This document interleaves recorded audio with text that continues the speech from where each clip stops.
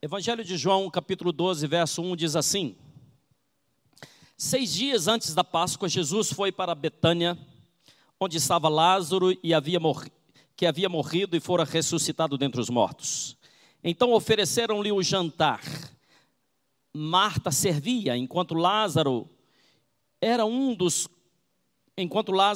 convidados, sentado à mesa com Jesus.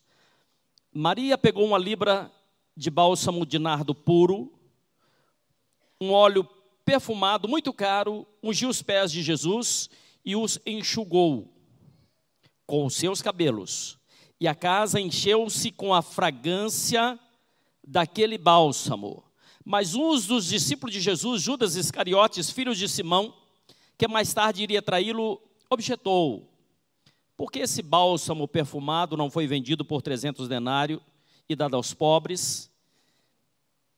Ele não disse isso por se importar com os pobres, mas porque era ladrão, sendo responsável pela bolsa de dinheiro, e frequentemente tirava o que nela era depositado. Mas Jesus respondeu: deixa-a em paz, pois para o dia da minha sepultura foi que ela guardou isso. Enquanto os pobres, vós sempre os tereis convosco, mas a mim nem sempre o tereis. Eu amo as Escrituras Sagradas. Eu gosto de olhar o Antigo Testamento, porque o Antigo Testamento nos fala sobre a lei de Moisés. Mas eu amo também olhar para o Novo Testamento, porque no Novo Testamento está a graça, e nós vivemos no tempo da graça de Deus. E quando nós olhamos para a pessoa de Jesus, quando você olha para a pessoa de Jesus, você vê algo de novo, algo de maravilhoso acontecendo. E os lugares por onde o Senhor Jesus passava, Ele abraçava a todas as pessoas. Volta e meia a gente vê Jesus no meio dos pecadores. Ele estava no meio dos pecadores, as pessoas vinham, tocavam as suas vestes, essas pessoas eram curadas. Jesus esteve no meio de pessoas também que eram más afamadas. Uma certa feita, Jesus esteve juntamente com uma mulher no tanque, onde aquela mulher fora tirar água, e a Bíblia diz que aquela mulher já tivera 5 maridos e estava com um marido que não era o dela, mas Jesus conversou com aquela mulher. Jesus, ele esteve o tempo todo no meio dos pecadores, não que ele amasse o pecado, mas Jesus, ele continua amando os pecadores. Eu gostaria que você entendesse o que eu estou dizendo. Jesus era um amigo dos pecadores. Eu entendo que nós, como cristãos, precisamos também ser conhecidos como aqueles que acolhem, como aqueles que recebem, como aqueles que abraçam, como aqueles que estão junto dos pecadores. A grande questão é que nós, no decorrer da nossa história, nós criamos, muitas pessoas criaram um conceito de um Deus que está sempre irado, de um Deus que está sempre pronto para bater, para matar, para derrubar, um Deus insensível e um Deus cheio de condenação. Não, esse não é o Deus das Escrituras. Nós temos um Deus que é todo perdão, que é todo amor, um Deus que nos acolhe e que nos abraça. Então, eu gostaria que você entendesse que Jesus, ele estava sempre no meio dos pecadores, nas casas, participando dos jantares. E a Bíblia nos fala aqui que Jesus era amigo de Marta, Maria e Lázaro. Lázaro, aquele que ele ressuscitou. E diz as Escrituras que quando Jesus estava na casa de Lázaro, participando de um momento muito especial e já estava próxima a Páscoa, ou seja, na próxima semana seria a crucifixão, e Jesus sabia disso. Por isso Jesus estava visitando, Jesus estava conversando. Algum tempo antes, Jesus havia se encontrado, enquanto ele andava pela rua, havia um homem, um cobrador de impostos, que havia fraudado muitas pessoas, roubado muitas pessoas, e aquele homem, ele subiu em uma árvore, o seu nome era Zaqueu, e aquele homem, ele quis ver Jesus, ele desejou no seu coração ver a Jesus, e Jesus fez um convite a ele. Jesus, na verdade, entrou e jantou também na casa de Zaqueu, e naquele dia a salvação entrou na casa de Zaqueu, porque Zaqueu teve a sua vida transformada. Então Jesus, ele na verdade transforma vidas, ele é capaz de transformar vidas radicalmente.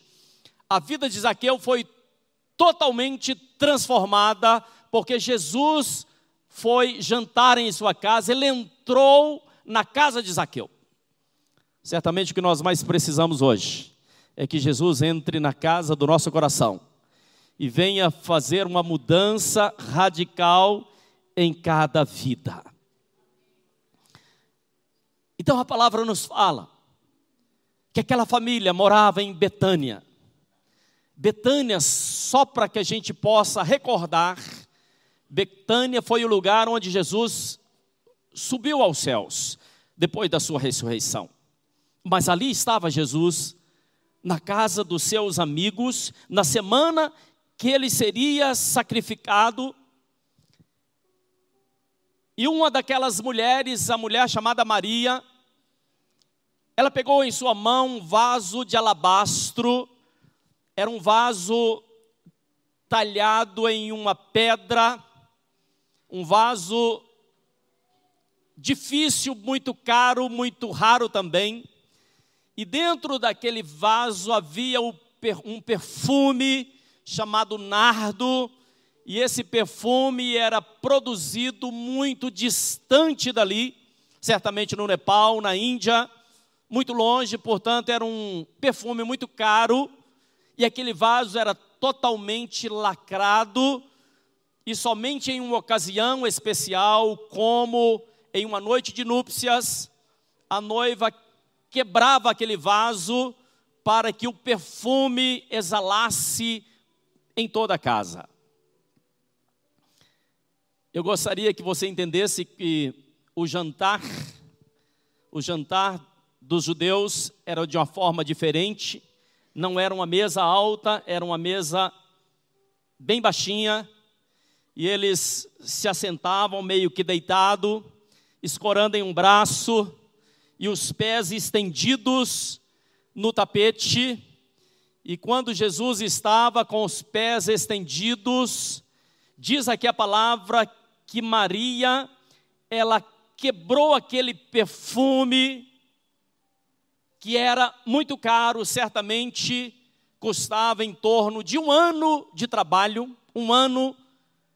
trabalho consecutivo, e ela jogou aquele perfume nos pés do Senhor Jesus, e diz aqui a palavra que ela enxugava com os seus cabelos.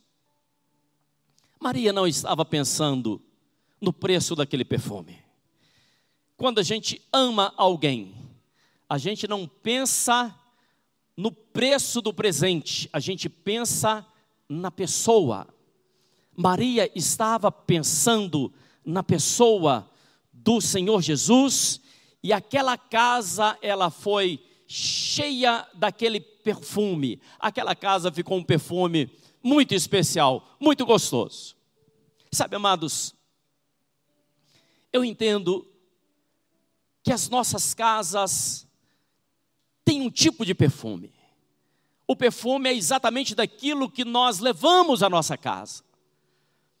Existem casas que têm um mau perfume da gritaria, das brigas, das confusões. Então é um perfume ruim que às vezes nós jogamos em nossa casa. Às vezes algumas casas têm um perfume que cheira a enfermidade, que cheira a tristeza, ou até mesmo cheira a morte. É um mau perfume. E Deus não quer isso para as nossas vidas. O Senhor quer que a nossa casa tenha um perfume, ou bom perfume de Cristo, que eu e você possamos levar à nossa casa um bom perfume, que tenhamos em nossas casas conversas agradáveis, que tenhamos em nossas casas alegria, e ainda que não tenha tido alegria na sua casa, eu quero profetizar que a partir de hoje, na sua casa vai entrar o bom perfume de Cristo, para que a sua família seja mudada. Para que essa realidade que você está vivendo na sua casa, quer seja de enfermidade, quer seja de tristeza, quer seja de brigas, que ela seja mudada radicalmente. Então, assim como Maria levou aquele nardo, hoje você vai levar para a sua casa a palavra de Deus. Você vai levar a unção do Espírito Santo para que a sua casa seja uma casa diferente. Acontece que um daqueles homens, seguidores de Jesus, chamado Judas, aqui Judas já estava mostrando quem realmente ele era. Judas, muito astuto, ele só de olhar o perfume, ele já calculou o valor daquele perfume. Conhece alguém assim? Que dá uma olhada em uma determinada coisa, já pensa quanto pode fazer de dinheiro daquilo, quanto que ele pode ganhar em cima, independente do propósito do seu coração. Judas, na verdade, não tinha um propósito de adorar a Jesus. Pelo contrário, poucos dias depois, na semana seguinte, Judas vendeu o Senhor Jesus por 30 moedas de prata. Foi o preço da traição. Então nós precisamos entender qual é o valor que nós damos ao Senhor. Qual é o valor? Como é que nós nos apresentamos? O que significa Jesus na nossa vida? O que significa a palavra de Deus na nossa vida? O que significa o amor de Deus em nossos corações? Será que isso tem algum preço? Se nós entendermos, eu gostaria que você ouvisse a minha voz.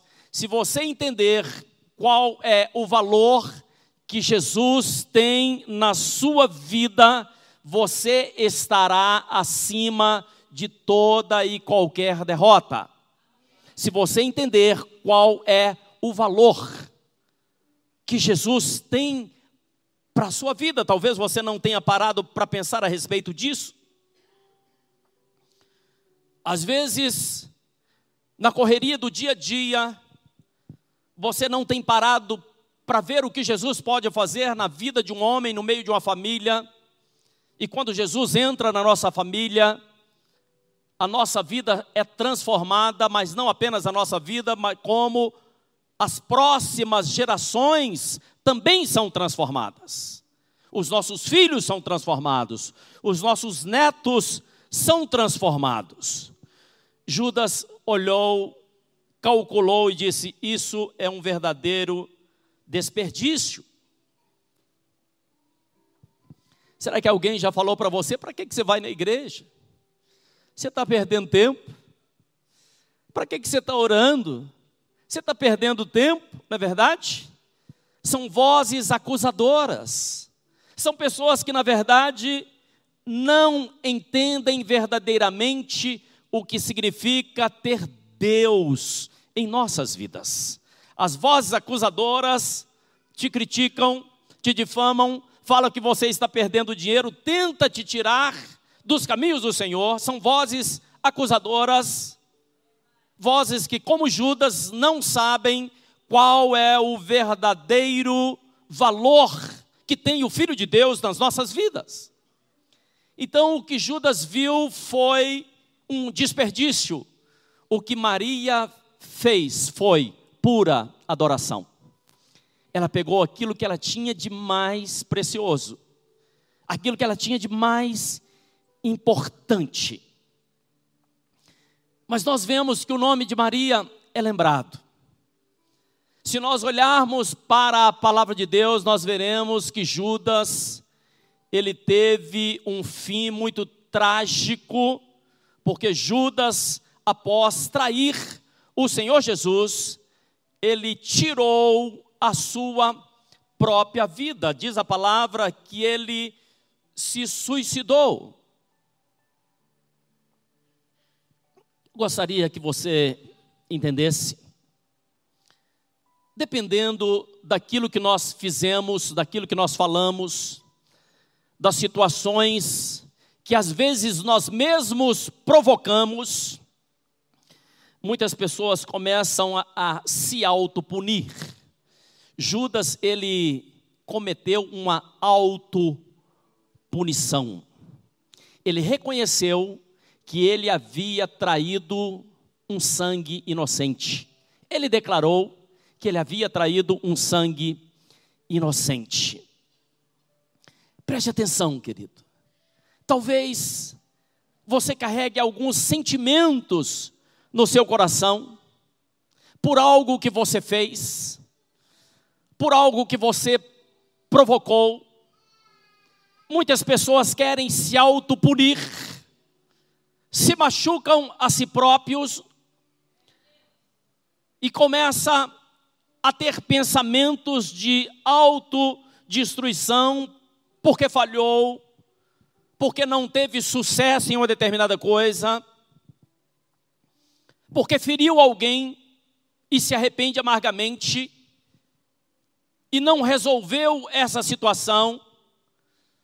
Volta e meia, a gente vê pessoas falando assim: ah, mas eu mereço, não é verdade? Acontece algo ruim, a pessoa diz assim: eu mereço. Olha o que eu estou fazendo, ou seja, tem uma autocobrança. Outros cobram demasiadamente dos filhos, exigem que os filhos sejam perfeitos em todas as coisas. Nossos filhos não são perfeitos, nós também não somos perfeitos. Outros exigem que os pais sejam perfeitos. Não, nós não somos perfeitos. O que nós não podemos é continuar errando, continuar pecando, mas nós precisamos nos melhorar a cada dia. E talvez você esteja perguntando: mas como é que eu faço com aquela coisa que cometi no passado, com aquela prova que eu não passei, com aquele problema que eu não resolvi? Hoje estou pagando um preço muito alto por isso. Existe uma diferença muito grande entre o que Judas fez e que o outro discípulo de Jesus fez. Judas pisou na bola com Jesus. Judas teve uma coisa chamada remorso. Ele se autopuniu, tirando a sua própria vida. Existe um outro homem que era muito amigo de Jesus, andava ao lado do Senhor, estava sempre junto com o Senhor Jesus, que foi Pedro. Pedro também negou a Jesus. Consegue imaginar um negócio desse? Alguém que é seu amigo, alguém que está do seu lado, alguém que te ensinou, alguém que dá a vida por você e de repente você trai essa pessoa com palavras.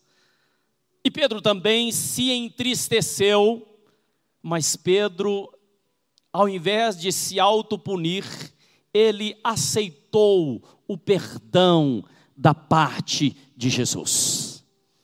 Jesus tem o perdão para oferecer para cada um de nós.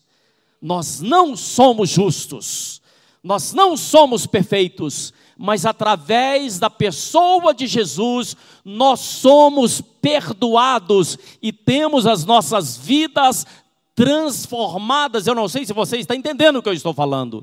através do sangue que foi derramado na cruz, nós somos perdoados, nós somos transformados, nós somos modificados, quando nós aceitamos, quando nós também nos perdoamos. Preste atenção, querido, Deus, Ele te perdoa. Então nós podemos caminhar livremente. Nós podemos nos sentir amados. Muito embora o inimigo às vezes diz: olha, mas você lembra do que você fez no passado? Você lembra da sua atitude? Você lembra, volta e meia? Ou às vezes somos nós mesmos que nos lembramos. Mas eu quero te dizer, querido, se o Filho do Homem vos libertar, verdadeiramente sereis livres. Pedro permitiu que Jesus o libertasse, que o libertasse da culpa, que o libertasse daquele sentimento ruim que ele estava carregando. E Pedro se transformou em um grande homem. Pedro era apenas um pescador. Pedro se tornou um grande homem, um grande pregador do Evangelho. Deixa eu falar uma coisa para você. Às vezes nós temos alguns sentimentos, às vezes nós temos alguns pensamentos que nós carregamos dentro de nós. Às vezes nós estamos ao lado de pessoas que são tóxicas. Você sabia que normalmente você é a média das 5 pessoas com quem você convive? E se você está ao lado de pessoas extremamente negativas, ao lado de pessoas que na verdade apenas zombam, apenas criticam, pessoas que não pensam em melhorar, que não pensam em crescer, você acaba assimilando a ideia daquelas pessoas que estão do seu lado. Por isso o Salmo 1 diz que bem-aventurado o varão que não se assenta, que não se detém no caminho dos ímpios, que não se assenta na roda dos escarnecedores, mas antes tem o seu prazer na lei do Senhor, e nessa lei medita de dia e de noite. Diz a palavra que esse será como uma árvore plantada junto ao ribeiro de águas, que na estação própria vai dar frutos. O que você deseja para a sua vida? Você deseja ser uma pessoa frutífera? Você deseja ser uma pessoa que anda crescendo a cada dia, se melhorando a cada dia? A palavra de Deus nos desliga, a palavra de Deus, na verdade, faz com que o nosso passado fique para trás, como o apóstolo Paulo dizia: deixando as coisas que para trás ficam, eu prossigo para o alvo. Se você não deixar alguns sentimentos, alguns pensamentos antigos para trás, não tem como prosseguir para o alvo. Mas Deus quer que você prossiga para o alvo da sublime vocação em Cristo Jesus. E quando você se olha, você se culpa, você traz aquele sentimento ruim. Preste atenção. Um dia, o Filho de Deus, precisamos entender esse negócio. Um dia o Filho de Deus, Ele pagou os meus pecados e os seus pecados lá na cruz. Mas às vezes nós carregamos uma mentalidade que precisa ser mudada. Às vezes pensamos igual Judas, ao invés de pensarmos igual Maria. Maria, ela ofereceu o seu melhor. Maria ofereceu a sua vida. Maria ofereceu, na verdade, as suas economias. Maria ofereceu o seu especial. Porque Maria tinha o entendimento de quem Jesus era na sua vida. Judas foi mesquinho. Judas, ele foi miserável. Ele não cria que Deus tinha o melhor para a vida dele. Ele não tinha essa convicção. Sabe, amados, conversão verdadeira estarmos aos pés do Senhor, faz com que nós possamos entender quem Deus é, quem Deus representa para as nossas vidas. Na verdade, Deus nos dá essa oportunidade de pensarmos, de entendermos, de deixar as coisas que para trás ficam e termos uma nova mentalidade. Isso se chama conversão. Conversão é, na verdade, você mudar radicalmente o caminho por onde você está andando, por onde você tem seguido.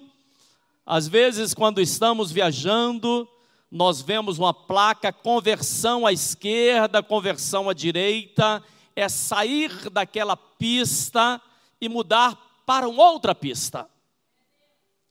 Então nós precisamos de olhar quais são os resultados nos caminhos que nós estamos andando.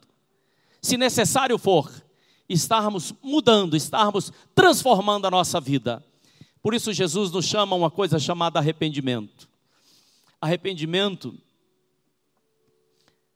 é algo que Jesus prega, é algo que João Batista pregou. João Batista, educadamente, eu creio que João Batista era muito fino, tratava as pessoas muito bem, mas ele dizia assim: raças de cobra, esteja mudando. João era muito radical, e era necessário que fosse. Jesus, ele diz assim: arrependei-vos. Arrepender, meu querido, é mudar a nossa forma de pensar. Quando nós mudamos a nossa forma de pensar, nós mudaremos as nossas atitudes. Quando nós mudamos as nossas atitudes, os resultados são diferentes. Eu quero que nesse dia de hoje, você pense qual o perfume que está na sua casa. O que é que você tem levado à sua casa? Deus está te dando a oportunidade de ter uma vida transformada, de ter uma vida mudada. Que nós possamos, como Maria, estarmos mais uma vez aos pés do Senhor Jesus. Será que você pode dizer amém? Você pode dizer graças a Deus? Feche os seus olhos onde você se encontra, porque eu quero orar por você.